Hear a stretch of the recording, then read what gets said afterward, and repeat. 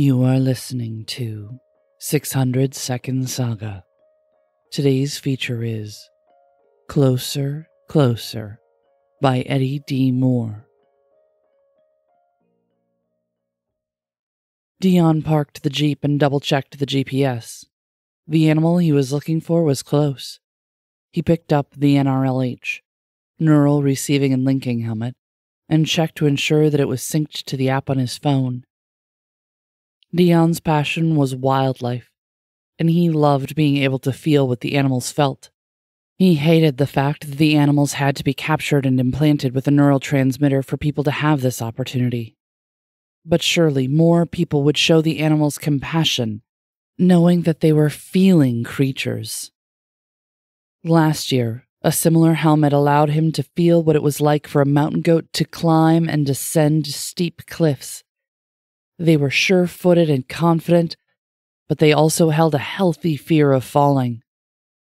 The trip was life-changing, and Dion decided to spend this year's entire 2-week vacation at the Hwange National Park in Zimbabwe. He noticed as he strapped down the neural helmet that his heart was pounding with excitement, and he smiled to himself, thinking about the wonderful experiences this vacation had already produced. In just the last 2 days, he had found out what it felt like for an elephant to pluck sweet grass from the ground.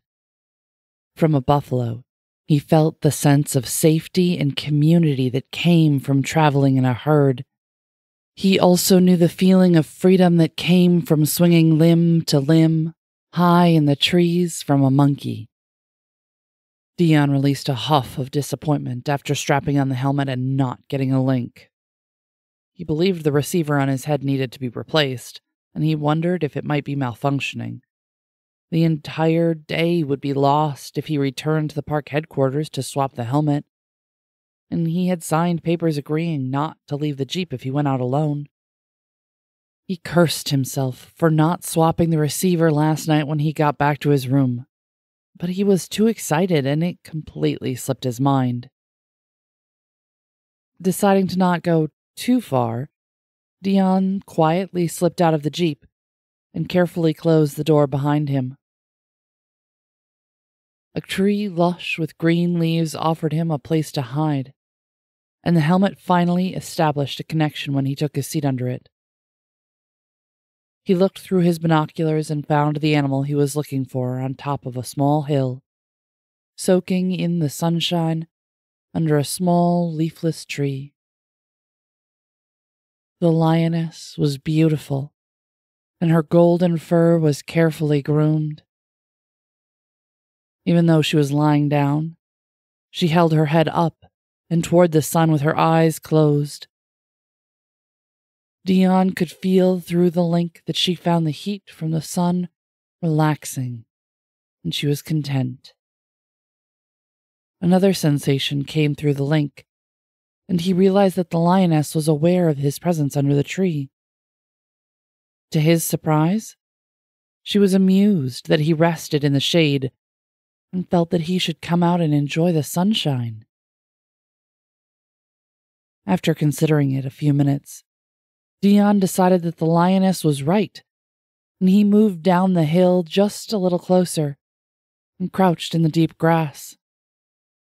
He turned his face toward the sun, and the feeling of relaxing warmth was multiplied by 2, because he enjoyed the sun on his face just as much as the lioness.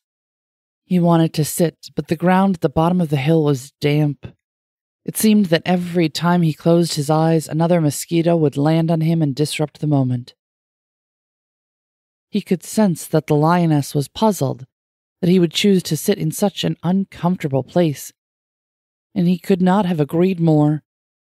Dion eased away from the damp ground and up the hill a few feet.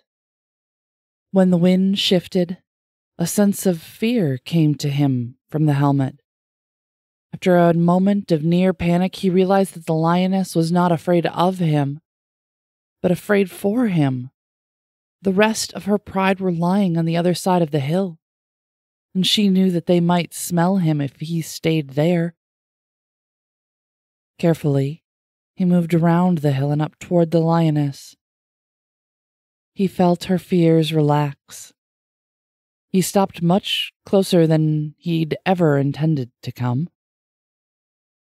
Dion crouched for a minute, but he could not enjoy the link because he felt exposed so far from the Jeep. He decided to start working his way back to the Jeep. When he took one step backward, the lioness opened her eyes and looked straight at him. Dion froze and felt as though his heart was going to beat its way through his ribcage. The sensations that came to him through the helmet did not ease his fear at all. He now knew exactly what it felt like to have your prey helplessly within your reach. He wondered why his sock was wet when he shifted his leg. Somewhere in the back of his mind, he realized that the warmth he felt on his left leg was the result of losing control of his bladder. Terrified, Dion stood staring the lioness in the eyes, and the sensations coming from the lioness was one of anticipation and almost felt like a command to run. What choice did he have? He turned and took 2 steps toward the Jeep, then felt her claws bite deep into his back. 300 pounds of pure muscle drove him face first to the ground. He recognized the taste of dirt and blood a moment before the lioness locked her jaws on his neck. He could feel through the helmet the joy of knowing that your prey lay helpless under your weight and watching the life drain from its eyes. Things began to grow dark, and he thought to himself, I'm sure glad I came closer. Wait, that's not right. This was Closer, Closer by Eddie D. Moore, originally published in Flash Fiction Magazine. Check our show notes for links. Eddie D. Moore travels extensively for work, and he spends much of that time listening to audiobooks. The rest of the time is spent dreaming of stories to write, and he spends the weekends writing them. His stories have been published by Jouth Webzine, The Flash Fiction Press, Everyday Fiction, Theme of Absence, Devolution Z, and Fantasia Divinity Magazine. Find more on his blog, eddiedmore.wordpress.com. Check our show notes for links. Music is provided by Mads. Learn more about 600 Second Saga, our authors, how to submit your flash fiction, and how to support the podcast in the show notes. This has been Mariah Avix and 600 Second Saga.